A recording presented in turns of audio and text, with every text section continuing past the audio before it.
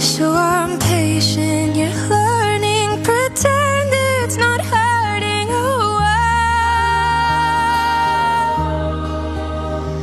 'Cause they say it's a virtue to not let good love slip away.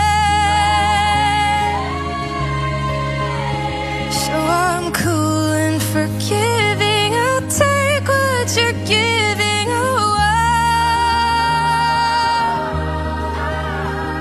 But nothing's quite enough when I know that to get it I beg. Yeah, to get it I beg.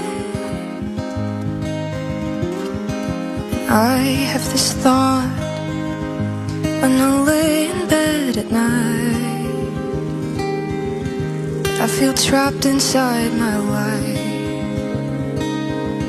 Is that a normal thing to fight back the weight of a static lover's dread?